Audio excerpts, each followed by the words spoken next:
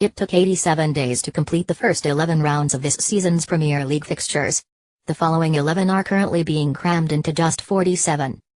Each of England's top-flight clubs face 4 festive fixtures in that schedule, one more than last season, when every team except Everton had at least a week off before their Boxing Day fixture. This year, Leicester City will play 4 matches, between 23 December and 1 January, in the space of just 213 hours. West Ham, meanwhile, play their 4 fixtures in a comparatively leisurely 294 hours and 45 minutes after their New Year's Eve game with Tottenham was moved to 4th of January for safety reasons. That gives them the equivalent of more than 3 days of extra rest. So how do your club's commitments fan out over the festive period? Click to see content, Christmas_fixtures. As well as Arsenal, champions Chelsea enjoy a relatively kind schedule, with Antonio Conte's side benefiting from their New Year's Day fixture against the Gunners being pushed back to 3rd of January. League leaders Manchester City also have more rest than most, although they host Watford on 2nd of January with the visitors having had an extra date to recover from their previous fixture. At the other end of the spectrum, Brighton, Burnley and Bournemouth complete their fixtures in just over 215 hours, nearly 21 hours fewer than the league average of 236 hours, while Manchester United and Newcastle United also face busy schedules. Only 2 teams, Huddersfield Town and Stoke City, have not had any of their fixtures moved from the original time and date. Shattered players unable to perform? Premier League players and managers have long taken issue with the English winter schedule. Last January, then Crystal Palace manager Sam Allardyce criticized the scheduling after his shattered side were beaten at home by Swansea City. However, there is evidence to suggest that players' physical output is not hindered by fatigue during the congested winter period. According to sports statisticians Opta, players generally increase their intensity, measured in terms of ground covered and average number of sprints in a game, during this time. Click to see content, Opta_energy_stats.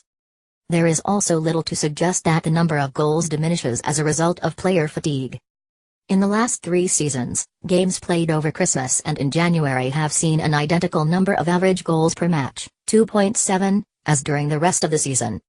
Shots per game, 25.5 over the winter period compared to 25.8 during the rest of the season, and shots on target per game, 8.4 compared to 8.5, also make for very similar reading. Whether players' winter output takes its toll later in the year is a matter of much debate. Speaking about Christmas fixtures in 2016, Liverpool manager Jurgen Klopp said, "Everybody's asking why England is not too successful at tournaments. Ask what all other teams, in Europe, are doing at this time. They have their legs on the sofa and watch English football." However, England manager Gareth Southgate has questioned whether his side's tournament prospects would be improved by a winter break. Click to see content, Premier League fans. It is not only the players and manager who might be looking at their Christmas schedule with trepidation.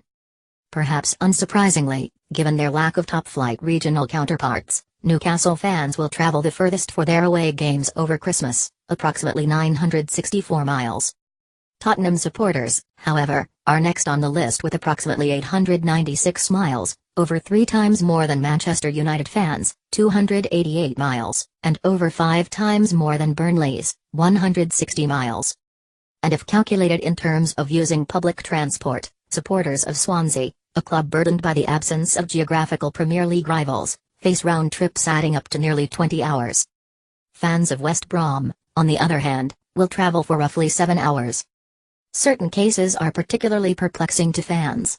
Manchester City fans have said they are appalled their game with Crystal Palace has been moved to New Year's Eve, while Arsenal supporters are unlikely to relish a 16:30 GMT kickoff at West Brom on the same day.